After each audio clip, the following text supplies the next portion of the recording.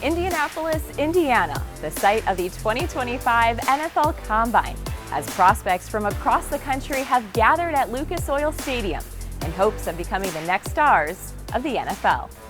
Welcome into our special Combine edition of Bengals Weekly. I'm Marisa Contipelli. As we continue to count down to late April when the NFL Draft kicks off, we are going to check in with some of the Bengals brass here in Indianapolis to see what some of their offseason priorities will be. Al Golden has returned back to Cincinnati, and we are going to bring you closer to the new defensive coordinator as he shares what some of his plans will be for the defense. We will also check in with ESPN's Matt Miller later on in the show. And on Countdown, I'll tell you 5 notable performances from either their Combine or Pro Day by current Bengals. But first, we need to check in with our head coach, Zac Taylor, who took to the podium Tuesday afternoon to meet with media. Cornerback position is an area. It's great to see you, Charlie.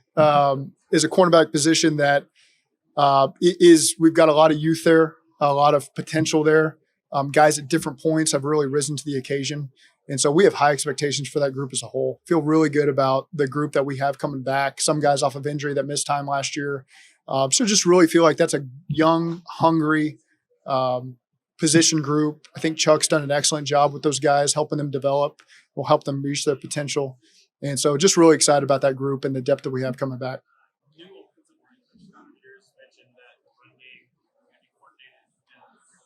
Yeah. Season, or is that something you guys decided during the offseason that was the best course of action? That's just what we've gotten to at this point. You know, we have so many capable coaches on our offense side of the ball. James Casey, Justin Hill, guys that can really insert themselves into the run game, that have been here for a long time. They understand the guys we have and the talent levels we have and how to best utilize those guys. So certainly that'll be a more collaborative process. And again, always believed in how we've done it and just not afraid to continue to evolve how we do that to just try to make the offense the best it can possibly be for the Cincinnati Bengals. There's been a lot of conversations about contracts with the talk a little bit about the other receivers like Andre Yoshivas has continued to grow every single year he's been with us. So going into year 3 now, he works really hard in the offseason to raise up any weaknesses that he's perceived to have and come back stronger in those areas. Really excited about. He can play really all 3 spots for us on offense. One of those guys that's willing to do whatever it takes to get the job done. And when the ball comes his way, he's just got a knack for making big plays for us. You know, he's defeated some high-end corners and one-on-one high-leverage situations this year, so we know we can count on him in those moments. Scramble drill, he's had some tremendous third down conversions for us where Joe's knows he's able to find him and get in sync and find some explosives. He's done a great job in the run game for us as well. High-level player coming from Princeton is able to retain all the information and execute at a high level. Really excited for the trajectory that Andre's on. And Charlie's another guy. Again, he's fought through injuries over the course of the season. We've got high expectations for him going into year 3 as well. There's a reason we drafted him. Charlie's been in the building as much as anybody, trying to get right for 2025 and put his best foot forward also.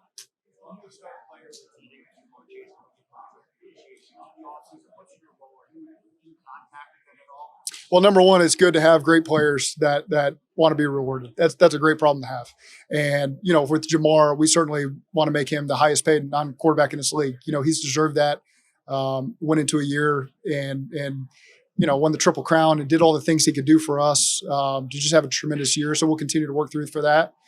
T. Higgins, same time, working on a long-term deal with him. We want T around here, not just next year, but in the future. And T's been a big part of all the wins that we've had and keeping defenses accountable so Jamar can have his best days and Joe can have his best days and T. And so, again, that's a trio that we want to keep together, and we feel like we're best when we have those guys.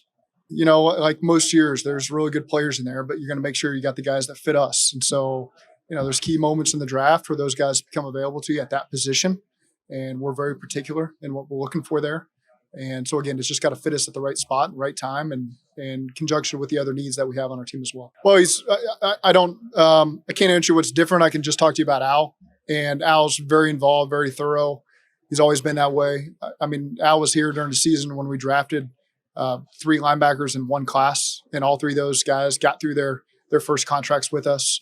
So I know we're all very proud of that fact, you know, and so he's very thorough with how he evaluates these guys. He's got a long track record of doing that, developing players at Temple, going to Miami, being in Detroit, being here, going through the whole process in this league, obviously doing a great job at Notre Dame, assisting with Coach Freeman and the job they did there to get to the national championship. And so we have really high expectations for his role in the evaluations of our players in free agency and the draft. And I know Al loves those expectations and can't wait to meet him. Draft gurus say it's a great year to be looking for defensive linemen. How much have you studied, and based on what you have, do you feel the same way? I believe it is a good year. We've been meeting with a lot of them and spending a lot of time with them and talking to Coach Montgomery about it. And we'll see where it goes. Right now we have to be prepared for any contingency. So we have no direction it's going to go, whether it's free agency and then ultimately into the draft. So that's our job, is to be prepared when those opportunities arise. And that's what we're here to do right now. When you went through and did your film study, where did you land on the safety position? It's kind of been a position the last couple of years that's been in flux. So what did you make of Jordan Battle, Geno, and where do you feel? I'm excited about it, especially, now that Jordan's got another year under his belt and the veteran side of Geno. So, I'm excited about it. We'll see where we go, whether we, supplement that. But there's a good group, good starting point for us. And we'll see when we get to camp in terms of how we want to utilize them and things that we're doing differently. But I think it's a great starting point for us right now. How critical, Al, is getting a pass rush from the middle of your defensive line? You're saying on the In the inside? middle, tackle. Yeah, I mean, obviously, we feel like that's going to be really important to get a middle push, especially if you're playing a lot of 4 down. And I think the biggest thing is, when you are rushing 4, can the inside get a middle push, and can we generate pressure from 4? Because obviously that changes the way you approach the opponent. So I think anybody that would say that that's not important, it's not football in 2025. We're going to need someone that can do that. Have you identified that, though, as a specific area you'd like to see perhaps more productive from? Yeah, I'm not there yet in terms of looking back. It's just who are the available players moving forward? How can we best utilize them? Do certain players, re-sign with us, that type of thing. And I can't get too deep into that, but clearly, we would hope that between free agency, the draft, and re-signing players that will have a positive impact at that position. What makes for a good rush package? I'm sorry? What makes for a good and effective rush package? Something that's multiple, obviously multiple fronts. So, 4 down, 6 up, 5 down look. And then if you needed to mix some odd in there, you can mix some odd in there. So, but to make it simple enough that you can get in and out of it. And then utilizing the strengths of each component, and not being so, stratified that, it's just, this is the only way we do it. I think it's really important that we're malleable, that we can fit, whether it's Lamar Jackson, where you may need to spy him a little bit more. We have to have all those pieces in the offseason and work accordingly. One of the main things that people say about you is your ability to develop players. And even yesterday, Zac and Duke talked about the alignment with you. What do you feel like is the key to being able to get the best out of someone in your times of being able to really help someone get from B to A? Continuous improvement, having an action plan, not just say, we have to improve at a certain thing. And then, the game plans change from week to week, but the core fundamentals shouldn't. And I think if we can, if there's core fundamentals that bind us all on defense, whether it's the secondary, the D-line or the linebackers, and if we're all, have bought in, if we all had an opportunity to develop that culture and identify those core values that we think are really important, then I think it can manifest in the players. I think it can come out on game day, and whether that's how you tackle or how you disrupt the ball or how you defeat blocks, I think those are things that if the player is hearing it in every room, including special teams, then it allows for continuous improvement, allows for development, and really to get to the point where it's second nature for them. So I don't think there's any secret sauce to that. It requires a lot of hard work, but it requires a lot of sacrifice and commitment from the coaching staff as well. Now, Al Golden will be leading the defense this season, rejoining the Bengals after departing in 2022 for Notre Dame, where his defense ranked second in the nation in points allowed and ninth in total yards allowed per outing. The Fighting Irish held 12 opponents to 17 or fewer points on their way to a berth in the College Football Playoff National Championship. Mike Hodges joins Golden's staff as the linebackers coach after 8 seasons in New Orleans. And Jerry Montgomery will be coaching the defensive line and serve as run game coordinator after spending this past season in New England and the previous 9 in Green Bay. And on offense, Scott Peters joins as offensive line coach, with Michael McCarthy serving as assistant offensive line. Now for more on the new additions to the Bengals coaching staff, let's send it over to Dan Horde and Jeff Hobson for a Dey Conversation. Dan Horde and Bengals.com editor Jeff Butch Hobson at the NFL Scouting Combine in Indianapolis. As you probably know, the Bengals have made significant coaching changes since last season. And in this Dey Conversation, we are going to focus on 4 of the newcomers, beginning with defensive coordinator Al Golden. Not exactly a newcomer. Al, of course, was the linebackers coach when the Bengals went to the Super Bowl in the 2021 season. Al has been the defensive coordinator at Notre Dame for the past 3 years. This past year, he was named the best assistant coach in college football. His Notre Dame defense was awesome. Number 2 in fewest points allowed, number 1 in pass defense, number 1 in turnovers forced. My favorite stat, number 1 in defensive touchdowns with 6. What do you think of the return of Al Golden? Well, Al's a very intriguing guy. He's coached on both sides of the ball in the league. He's young enough to have caught a game-winning pass against number one Notre Dame when he was playing for Penn State, and he's old enough to have coached with Brian Callahan in Detroit. There's nothing this guy hasn't done, and he's already the big thing. And you mentioned it, Horde. He's got a great relationship with guys on his defense. I was talking to Joe Bacci a little bit about Al, and he said he is a really type 1A guy during the week, really on you on details. And on game day, it's just the exact opposite. Very calm, cool, anything goes because the preparation is so good during the week. Let's turn to another newcomer on the defensive staff, and that is defensive line coach Jerry Montgomery. He was with the Patriots last year, the Green Bay Packers for 9 years before that. Part of great teams in Green Bay. They went to the NFC Championship game 3 times while he was there, didn't quite get to the Super Bowl. The thing that stands out to me about Jerry Montgomery is that if you think about those Packers defenses for all of those years, how many defensive linemen can you name? Not many. I mean, Kenny Clark was a multi-time Pro Bowler, former Bengal. Mike Daniels went to a Pro Bowl while Jerry Montgomery was there. But by and large, these were not big name players, and he had them playing at a very high level year after year. Another newcomer on the defensive coaching staff is the linebackers coach, Mike Hodges. He's only 38 years old. He's been with the Saints for the last 8 years.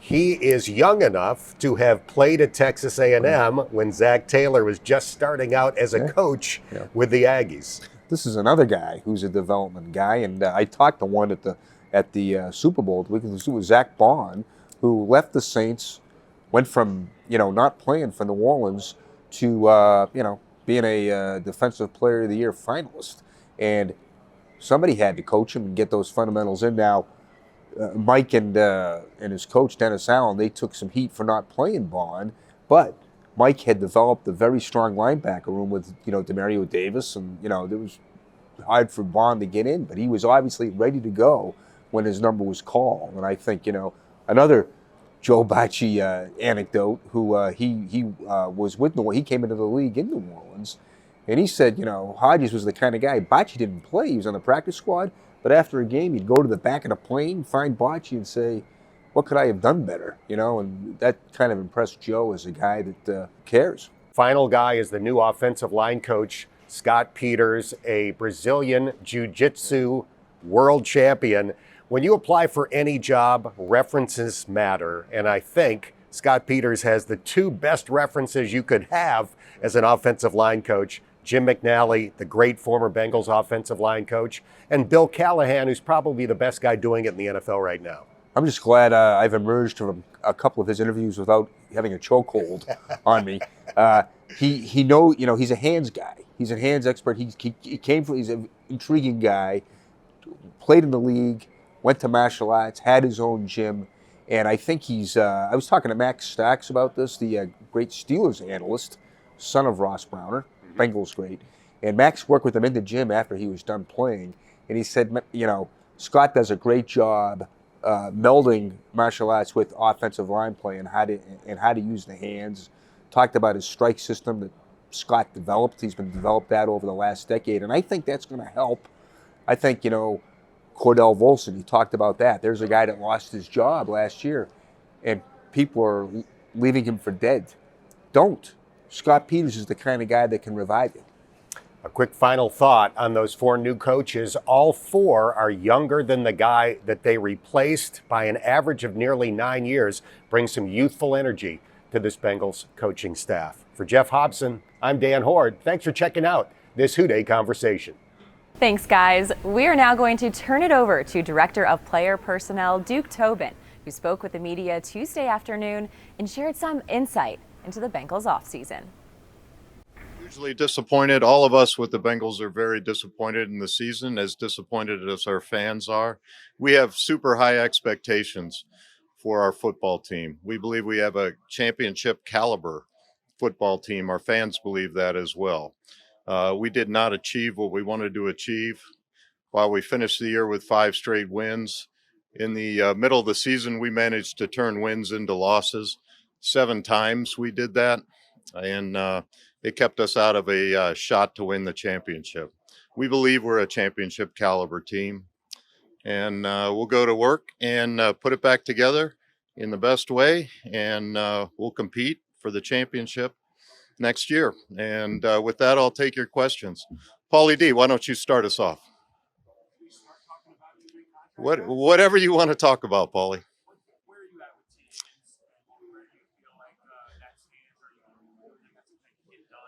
Yeah, T. Higgins. Seems like 3 or 4 or 5 years I've been talking about T. I think you guys all know what I feel about T. Higgins.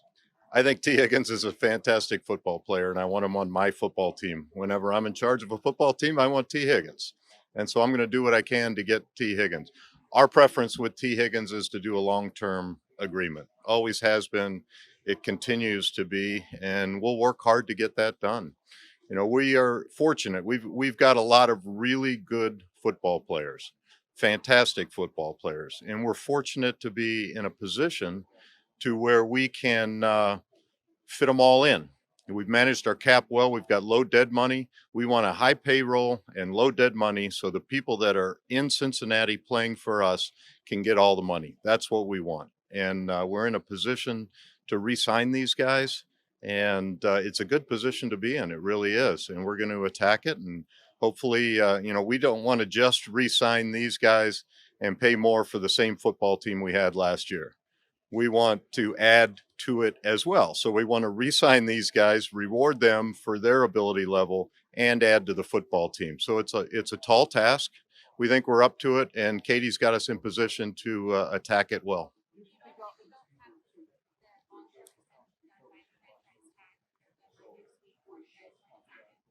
Franchise tag? Yeah, I don't have breaking news on that. I'm aware that I have a franchise tag, yes, but our preference is a long-term deal, and that's what our focus is right now.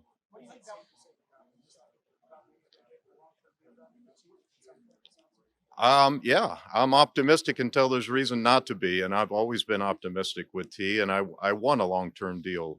He fits with us, and we fit with him. It's a great match, and so there's no reason not to work hard to continue the relationship for sure.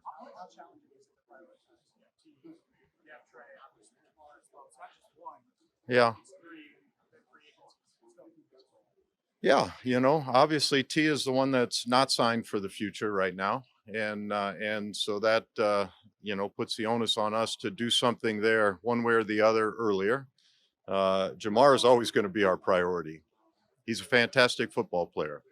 He's going to end up being the number 1 paid non-quarterback in the league. We're there. Let's get it done. The earlier we can do some of this stuff, the freer it gives us to build the rest of the team. We have other needs that we want to build. And so we want to get these kind of things done early enough to where we can really focus on building out the rest of the football team. But they're all priorities to us. But the ones that aren't signed are the ones that are on the table first. At the NFL Combine, back on Radio Row and having the opportunity to catch up with ESPN's Matt Miller. Now, Matt, the Bengals showed just what this high-powered offense can do with Joe Burrow at the helm last season. What impresses you the most when you're watching Joe and just the way he goes about his operation and how he attacks on the field? Everything Joe does is impressive. I think his poise is always what stands out to me. Like, no matter what happens in front of him or around him, he's never rattled. And that's why he's so great at what he does. I mean, it's obviously the physical attributes, the arm strength, the toughness, his ability to escape. You love all those things. But like, even what stood out when I evaluated him coming out of LSU is he's just never rattled. He's always so cool under pressure. And like, it's been fun to watch that, going from LSU, where he had that great final season and then just immediately stay at that same level in the NFL, and then now continue to get better as he hits his peak. The nickname Joe Cool surely fits him here. It definitely fits, right. Now, another player I want to ask you about is Chase Brown. Chase really solidified himself as the Bengals' lead back last season, but was also key in the passing game. Just what does it mean to have a back like Chase being utilized as a weapon for this offense? So I will say I loved him coming out. I watched him at the Senior Bowl and was like, that's one of my favorite players in the draft. I mean, he's so physical, but he is such a good receiver out of the backfield.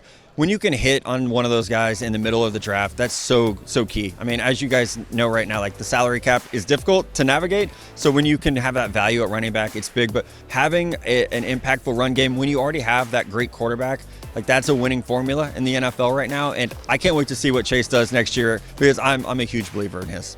Now, I want to ask you on the defensive end as well, the Bengals bringing in Al Golden as defensive coordinator. Why was he the right fit to lead this defense? I mean, he's going to be aggressive. And I think, like, Trey Hendrickson, Sam Hubbard, those guys have to be excited about the change of philosophy.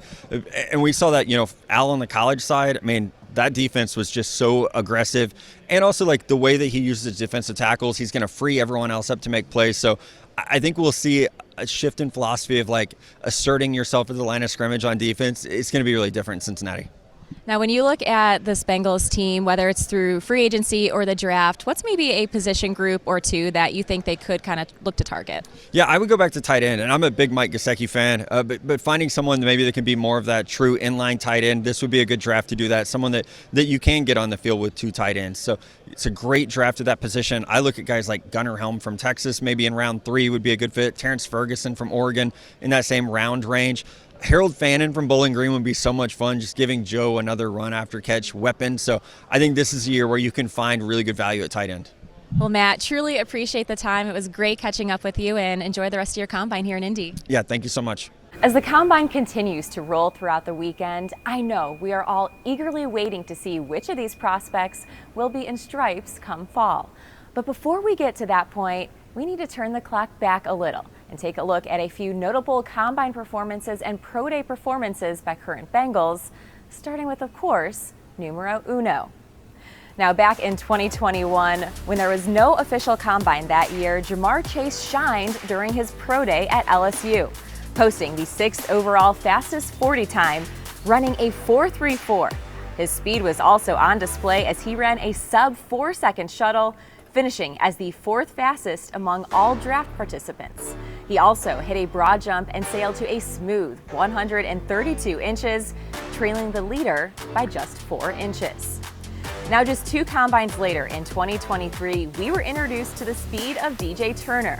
Turner ran the fastest 40 of that year's combine, a blazing 4.26. He also turned heads in the broad jump, leaping 131 inches, 13th best overall, trailing the top finisher of that year by only 4. And 1 year ago, we were introduced to the mutant. Chris Jenkins opened eyes with his 29 bench press reps, good for 4th most among all Combine participants. He also posted a 115 broad jump that was 2nd most for all D tackles. Jenkins ended the Combine with a 72 production score, the 4th highest for his position group.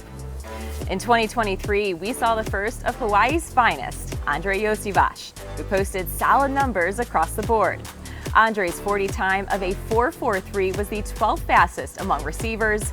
His 19 bench press reps and 3 cone drill numbers were each top 5 for the receiver group. as he finished his 20-yard shuttle as the second fastest receiver overall. Andre's estimated athleticism score of 84 was ranked as the 9th highest overall for receivers in Indy. And the class of 2022 was fast and furious on the field at Lucas Oil Stadium. Tyson Anderson led the pack of future Bengals that year, running a 4.36 40-yard dash. Dax Hill and Cam Taylor-Britt weren't too far behind, as they each posted a 4.38 40.